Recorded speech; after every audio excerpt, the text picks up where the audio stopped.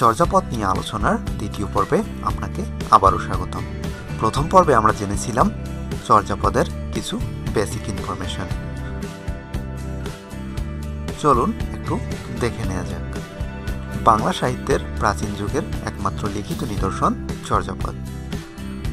Doctor Haraprasad Shastri 1907 সালে চর্যাপদ আবিষ্কার করেন এবং 1916 সালে প্রকাশিত হয়। চর্যাপদের ভাষাকে তিনি বলেছেন শান্ত ভাষা বা সন্ধ্যা ভাষা, অর্থাৎ খানিক বোঝা যায়, খানিক বোঝা যায় না। আধুনিক ছন্দের বিচারে চর্যাপদ মাত্রাবৃত্ত ছন্দে রচিত। তো চলুন এবার দেখে নেওয়া যাক আজকের ভিডিওটিতে কি কি থাকছে। চর্যাপদের পদসংখ্যা ও পদকর্তা, চর্যাপদের নিদর্শন, চর্যাপদের রচনাকাল এবং চর্যাপদের বয়স। তো চলুন শুরু করা যাক। চর্যাপদের পদসংখ্যা নিয়ে মতপার্থক্য দেখা যায়। ডক্টর মোহাম্মদ শহীদুল্লাহর মতে মোট 50টি পদ রচিত হয়েছিল। আবার সুকুমার সেন সহ অন্যদের মতে মোট 51টি পদ ছিল। কয়টি? 51টি। এই 50টি বা 51টি পদের মধ্যে আবিষ্কার করা হয়েছিল 46.5টি পদ। অন্য পদগুলো নষ্ট হয়ে যাওয়ায় আবিষ্কার করা সম্ভব হয়নি। আমরা বলেছি যে 46.5টি। সাড়ে কেন? কারণ হলো চর্যাপদে মোট 10টি করে চরণ ছিল।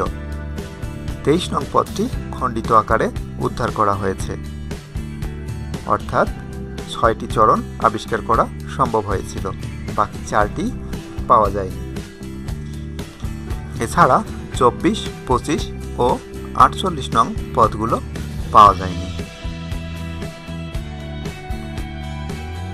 এবার জানব চর্যাপদের পদকর্তা। চর্যাপদের পদসংখ্যার মতো চর্যাপদের পদকর্তা বা কবিদের সংখ্যা নিয়েও মতপার্থক্য দেখা যায়। ডক্টর মোহাম্মদ শহীদুল্লাহ 23 জন কবির কথা বলেছেন। আবার সুকুমার সেনের মতে চর্যাপদের কবি ছিল মোট 24 জন। চর্যাপদের কবিদের নামের শেষে পা শব্দটি যুক্ত হতো। আপনার মনে প্রশ্ন আসতে পারে, কেন চর্যাপদের কবিদের নামের শেষে পা শব্দটি যুক্ত হলো? আমরা জানি যিনি কাব্য রচনা করেন তাকে যেমন কবি, যিনি উপন্যাস লেখেন তাকে বলি ঔপন্যাসিক, যিনি নাটক রচনা করেন তাকে বলি নাট্যকার, যিনি প্রবন্ধ লেখেন তাকে প্রাবন্ধিক, একইভাবে যিনি পদ রচনা করেন তাকে বলা হতো পা। এখানে পদকর্তাদের নামের শেষে সম্মানার্থে পা যুক্ত করা হতো, যেমন লুইপা, সবরিপা ইত্যাদি। চর্যাপদের সবচেয়ে প্রাচীন কবি বলা হয় সবরিপাকে এবং আদি কবি বলা হয় লুইপাকে। এই জায়গাটি অনেকের কাছে গোলমেলে, অর্থাৎ প্রাচীন এবং আদি এর মধ্যে পার্থক্য কি?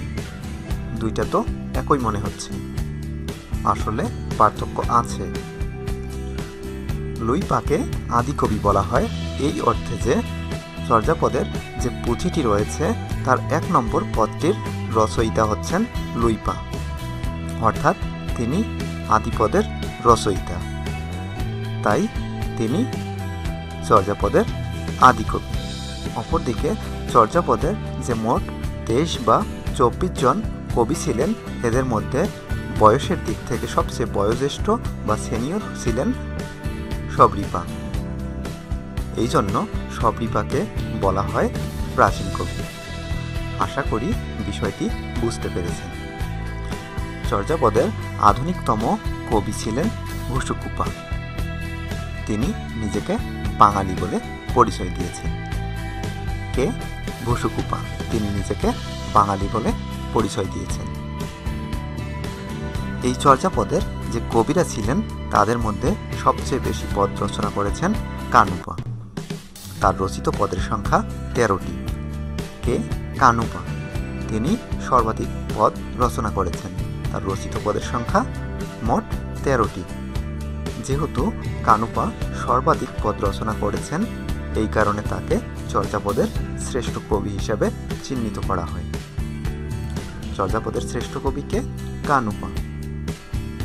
অপরদিকে দ্বিতীয় সর্বোচ্চ পদ রচনা করেছেন ভুসুকুপা। তার রচিত পদের সংখ্যা ৮টি। কতটি? ৮টি। অনেক গবেষক মনে করেন কুক্কুরিপা ছিলেন মহিলা কবি, তবে কোনো সুনিশ্চিত প্রমাণ পাওয়া যায়নি। চর্যাপদে মোট ৬টি প্রবাদ রয়েছে, যেমন আপনা মাংসে হরিণা বৈরী, অর্থাৎ হরিণ নিজেই নিজের শত্রু। এটি রচনা করেছেন ভুসুকুপা। আবার টালত মোর ঘর নাহি পরবেশী, হাড়িত ভাত নাহি নীতিয়া বেশি, যেটিতে দারিদ্র্যক্লিষ্ট মানুষের জীবনের চিত্র ফুটে উঠেছে। আলি এ কালি বাট রুন্ধেলা, তা দেখি কানু বিমনা ভৈলা, এটি রচনা করেছেন কানুপা।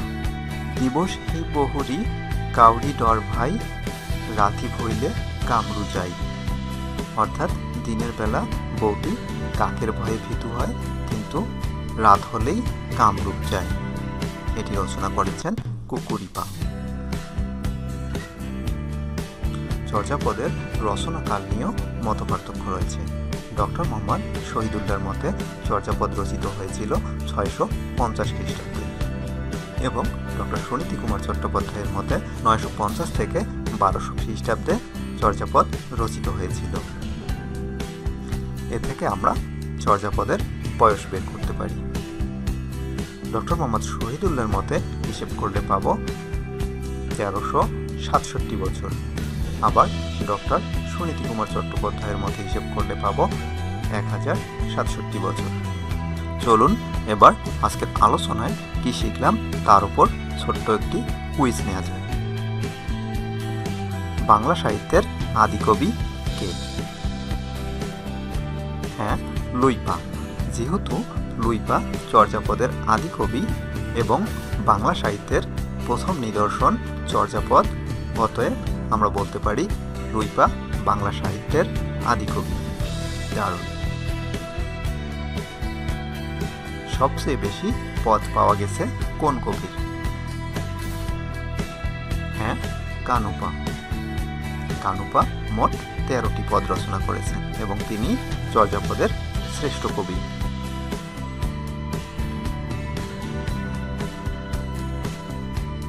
পরের প্রশ্ন, কোন কবি নিজেকে বাঙালি বলে পরিচয় দিয়েছেন?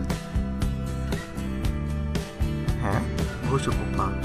ভুসুকুপা নিজেকে বাঙালি বলে পরিচয় দিয়েছেন। তো কেমন লাগলো আজকের ভিডিওটি? ভিডিওটি যদি ভালো লেগে থাকে তাহলে অবশ্যই লাইক, কমেন্ট এবং শেয়ার করতে ভুলবেন না। পরবর্তী ভিডিও পেতে অবশ্যই চ্যানেলটিতে সাবস্ক্রাইব করুন। ধন্যবাদ।